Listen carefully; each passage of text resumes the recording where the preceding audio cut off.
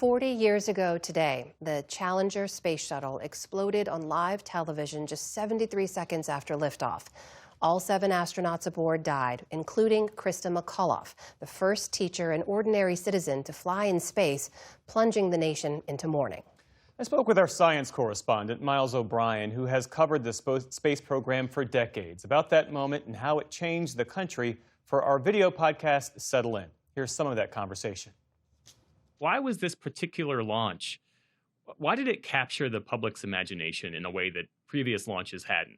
It was all about the teacher, Jeff. Christa McAuliffe, elementary school teacher from Concord, New Hampshire, who had participated in a nationwide contest to become the first teacher in space. She was a fabulous, interesting character and won the rights to fly on the shuttle as the shuttle program turned toward allowing civilians to fly in space.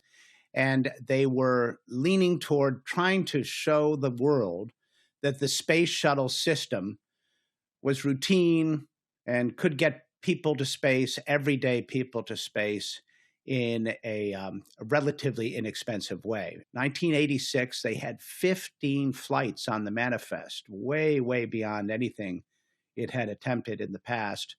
It was going to launch spy satellites, commercial satellites, scientific missions, and they were really kind of hell-bent to prove that this system was reliable enough for a teacher to fly and give lessons. And so the world was fixated on that after 24 previous flights. The first flight, of course, in 1981 got a lot of attention. The shuttle has cleared the tower.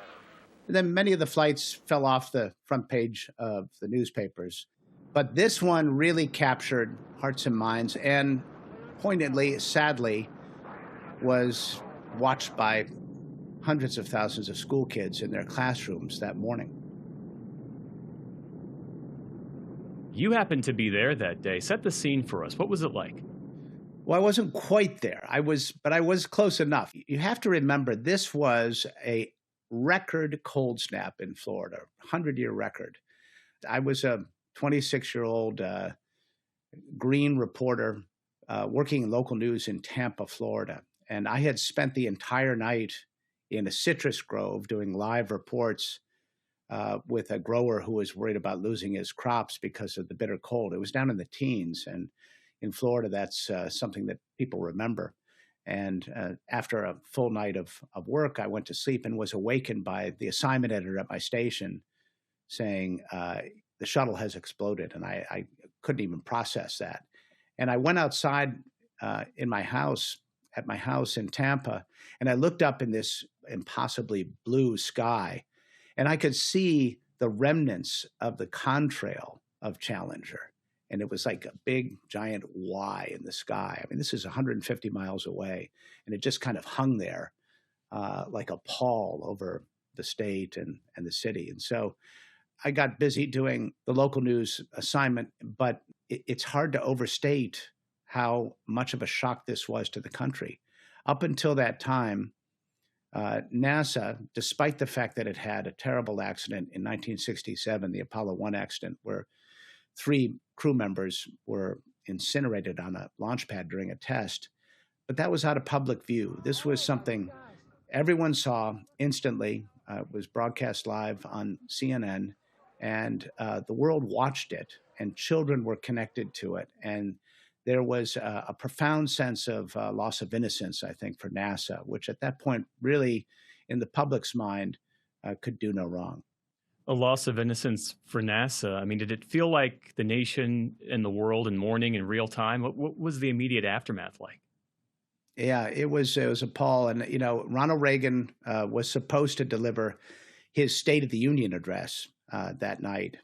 And for a time, they thought they would press on and actually give that address, but eventually they canceled the State of the Union.